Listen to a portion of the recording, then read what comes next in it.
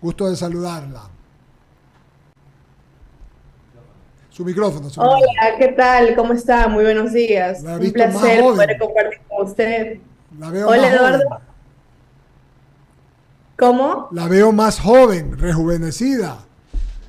Claro, ya no tener tanto estrés a uno lo rejuvenece también, pues. Es verdad. Oiga, usted cuando fue asambleísta fue una de las personas que encaró a Egner Recalde y que le dijo, hoy segundo vicepresidente de la asamblea, y le dijo que él había sido diezmador, había pedido diezmos. Quería que nos relate un poquito qué fue lo que pasó, Joana, en este asunto con el actual segundo vicepresidente de la asamblea.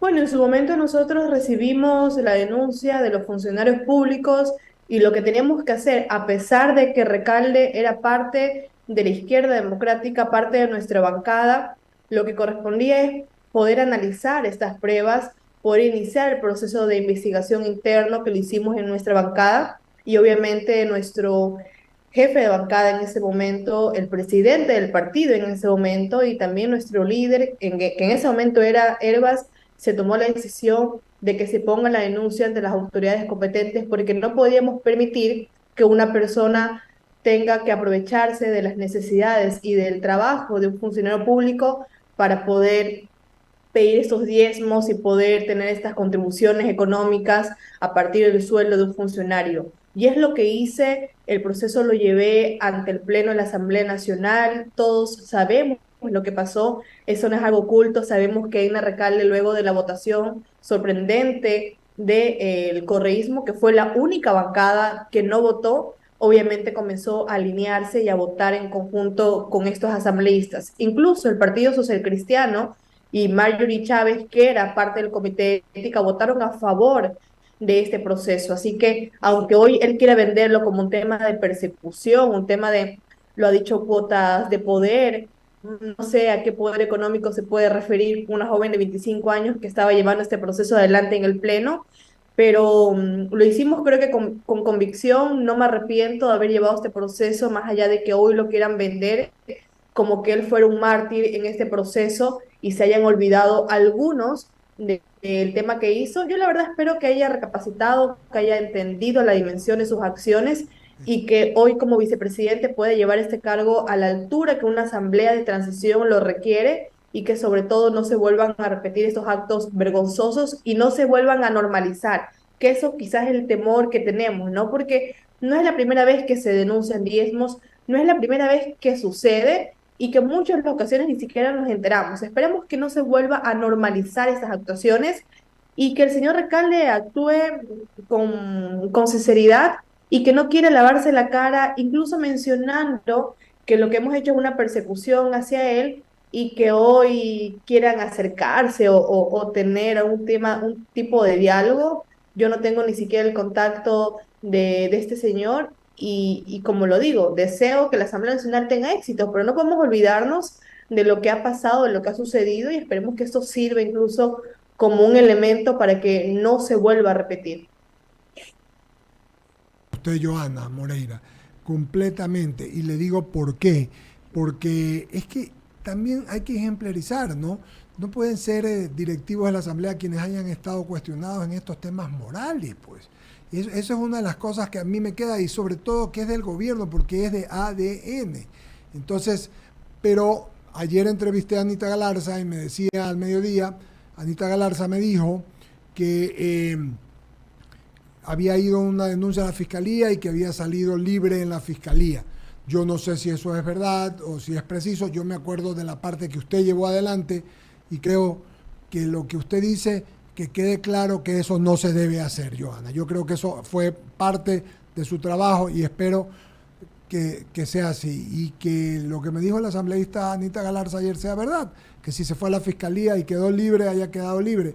Pero igual habían muchas personas más allí que hubieran podido ayudarlo. O sea, me suena que la Revolución Ciudadana tiene dos partidarios, la segunda vicepresidenta, la primera vicepresidenta y la segunda y el segundo vicepresidente, porque efectivamente yo recuerdo que después él lo defendió la bancada de las 5 y se quedó votando con ellos, Joana.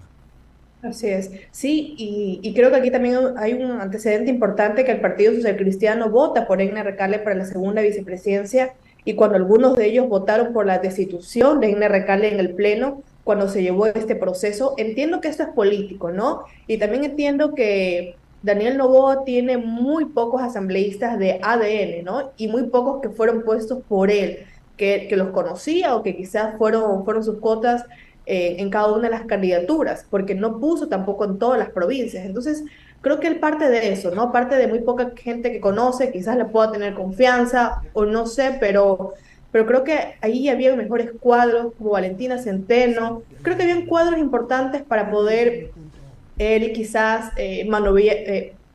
maniobrar esta situación, pero hay comisiones también que él Salud, salud, tenía. Entonces salud. es lamentable y creo que es lo que se tiene que jugar ya en el momento de tomar decisiones y creo que ha sido la decisión que Daniel ha tomado. Esperemos que esto no juegue en contra, esperemos que no vuelva a suceder otro escándalo más, pero hay un factor importante. Yo lo que llevé y lo que yo respondo al final del día es por el proceso político en la Asamblea Nacional, en donde no era solamente la versión, como en su momento quisieron decirlo, de dos funcionarios que habían sido separados, sino que eran, incluso que no habían sido separados en ese momento.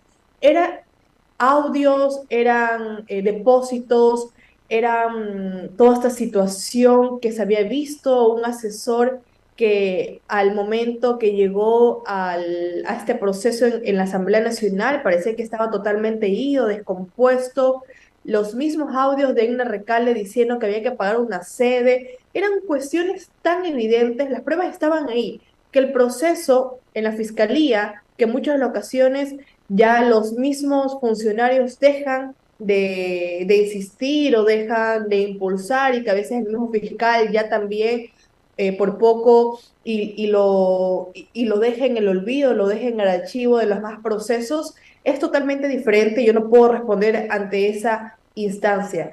Pero la instancia política todos fuimos espectadores, todos escuchamos, todos vimos y todos seguimos este proceso y se lo puede ver cuando en los medios de comunicación sale este tema y cuando todo el mundo, o por lo menos toda la prensa, todos los ecuatorianos que seguían este proceso, estaban tan confiados de la destitución porque habían tantos elementos probatorios en el caso de Egna Recalde y fue la política, la vieja política la que triunfó en ese momento y todos vimos a costa de qué sucedieron las cosas.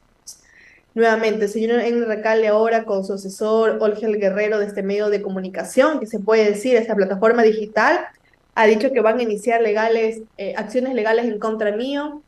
Y bueno, tendremos que defendernos. Creo que al final a la gente buena le toca defenderse de los malos y yo estoy preparada para lo que toque porque no me arrepiento del papel que me tocó jugar en ese momento porque pudo haberlo hecho cualquier otro compañero de la bancada. Yo asumí este compromiso que me delegaron las autoridades y en ese momento también Javier Herbas de seguir este proceso, lo hice sabiendo lo que me exponía. Y bueno, aquí continuamos y aquí seguimos, quizás ocupen su poder político que lo tienen en ese momento, pero espero que la verdad siempre triunfe al final del camino. Miro Cepeda le saluda. ¿Cómo está, Nino? Bien, a ver, solo dos cositas para puntualizar. ¿Cómo quedó este tema en sede legislativa y cómo está este tema en sede judicial? Simplemente para tener claro en qué estado estamos. Sé que en judicial todavía sigue la denuncia presentada, aún no se la ha archivado, y recordemos que incluso si se la archiva, se podría volver a impulsar si uno de los que han denunciado, sobre todo los perjudicados, pueden presentar una prueba, o obviamente sigue todavía, hay algún elemento nuevo con el cual podría abrirse esa investigación. Eso es lo que establece el procedimiento penal en esta denuncia que está abierta contra Egner Recale. Entonces, eh, eso tendrá que los mismos perjudicados saber cuáles son sus intenciones en este proceso y obviamente también poder revisar con el A fiscal ver, del pero caso. solo una aclaración, Johanna, el denunciado no tiene que presentar ninguna prueba porque la carga de prueba está en quien denuncia. Totalmente. No, perdón, obviamente los denunciantes tienen que presentar los elementos, incluso esto siendo un delito de acción pública, es el fiscal el que debe investigar, es el fiscal el que tiene toda la responsabilidad de buscar los elementos, de incluso con los impulsos que pueden dar los denunciantes, de poder tener justamente esta representación de la causa, por decirlo de esta forma, ¿no? Pero aquí hay un tema que siempre perjudica a estos procesos y es que si el que denuncia no tiene un abogado o no está todos los días yendo a la fiscalía viendo si ya se ha despachado un tema de solicitud, un tema de prueba, un tema, a veces estos procesos se quedan estancados. Y eso es un problema que tenemos justamente con el tema del derecho penal, ¿no? En la fiscalía sobre todo. Entonces, eso se encuentra en la Fiscalía. En el Pleno de la Asamblea Nacional, como saben, votó a favor Pachacuti, votó a favor el Partido Social Cristiano, votó a favor el gobierno, votó a favor la Izquierda Democrática, y en ese momento, para poder tener la mayoría absoluta, necesitábamos del voto siempre del correísmo, porque recuerden que necesitábamos esa mayoría para poder destituir a un funcionario, no se hacía con una mayoría simple. Al momento que sucede eso, el correísmo no votó y recuerden ustedes que incluso en alcalde salió en una rueda de prensa con la Revolución Ciudadana manifestando que no había elementos a pesar de que teníamos estos depósitos, teníamos audios de él y de su equipo pidiendo estos diezmos a Ok, los funcionarios. clarísimo, Joana. Le paso a Jaime Velázquez para que continúe con la entrevista. Gracias, Ramiro. Un placer, Johanna, tenerla aquí en I99. La verdad es que yo quería conversar con usted cómo ve la nueva composición de la Asamblea Nacional y si realmente estos acuerdos o pactos realmente lleven a una unión de las bancadas para un beneficio del Ecuador. Cuéntanos un poquito cómo lo analiza usted desde su punto de vista, que ya que usted estuvo ahí en una asamblea que tuvo una muy mala imagen en su momento. Cuénteme cuál es su criterio. Bueno, yo si algo puedo decir es que el Partido Social Cristiano es muy claro en sus acuerdos y por lo menos es de palabra, ¿no?